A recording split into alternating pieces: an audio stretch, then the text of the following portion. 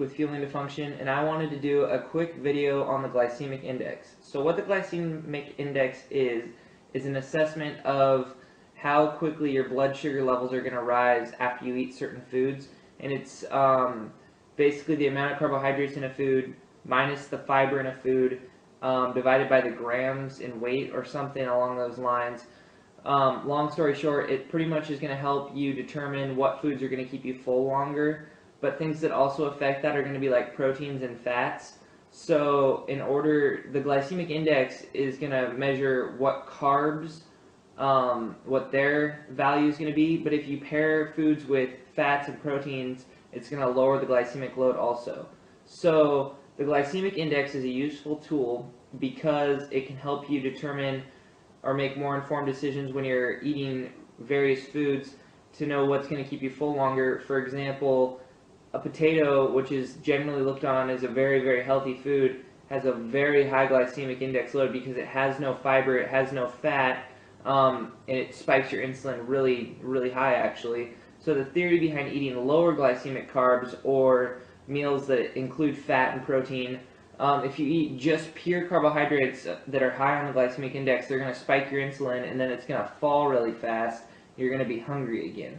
And then if you eat foods that are lower on the glycemic index, they're not going to spike your insulin as bad, and they're going to fall at a more moderate rate, so you're going to have more sustained satiety. And if you pair foods with things like fats and proteins, it's going to slow down the digestion further, and protein's going to give a thermic effect through digestion, and it's all going to help you to lose weight. So what the glycemic index is not going to be useful for, there's theories that you need to spike insulin after you work out in order to drive protein into your muscles and recover faster. At the end of the day, as long as you've eaten an appropriate amount of calories and hit your different macronutrients that your body needs, it's not going to matter. There's theories that you can pair high and low glycemic carbs in order to find a fat-burning state for your body. It's irrelevant. It's all about calories in versus calories out, or calories in versus calories burned. And then there's plenty of other theories. The glycemic index isn't perfect. Foods' glycemic index score is going to vary on how it's cooked, how it's processed, how it's packaged, how ripe it is. But this is a good tool to monitor different foods. And like I said, just if you're jumping into things, you're new to nutrition, and you don't know what's healthy, don't know what's good for you, what's bad for you, this is just a good reference to try and figure out, you know, is an apple a better choice or a banana a better choice? Which one's going to keep me full longer? And things that are going to affect the glycemic index's score are going to be obviously fiber. Fiber slows down digestion, fat slows down digestion, and protein's also going to be play a role in that. So what I do need to mention though is just because something has a low glycemic score doesn't mean you can eat massive amounts of it, because the glycemic index versus the glycemic load of a food varies in the fact that something like chocolate may have a very low glycemic index score because it's got fat in it and it's going to digest slower, but it's very dense in calories. So just because something's low on the glycemic index doesn't mean you can eat massive amounts of it. You have to still keep your calories in check. So this is a tool to find foods that you enjoy that are going to keep you full longer, but you also have to keep in mind the volume of the food you're eating and how dense it is in calories, because what's going to matter more than the glycemic index score of your foods is the actual amount of food you're eating in your calories in.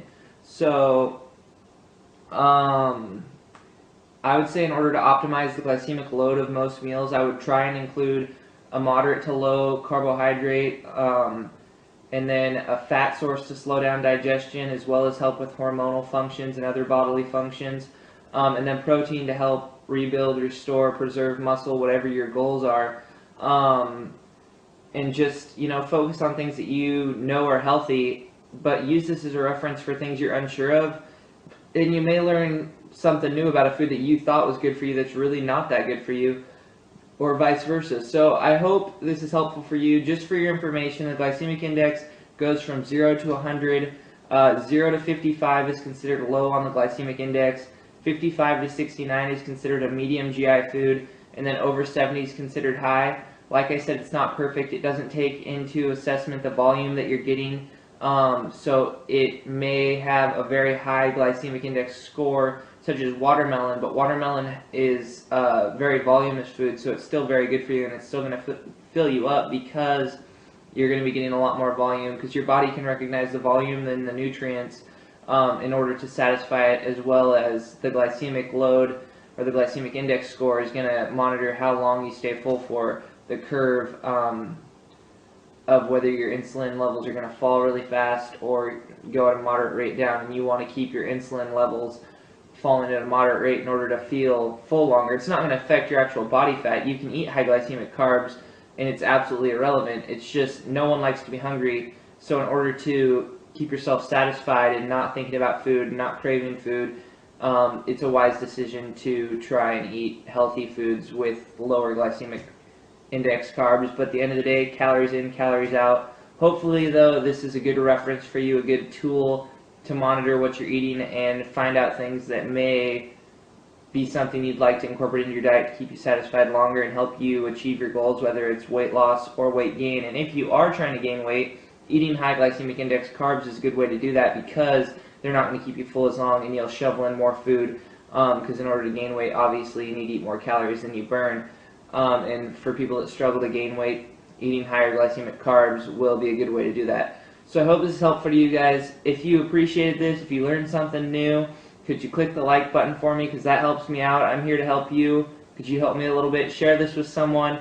Tell me what you want to see in the future. If you don't like these videos and you prefer cooking videos, let me know in the comments section. If you like these and you want to know more about these, let me know in the comments section. If you don't care about losing weight and you want to gain weight, I can do videos on that too.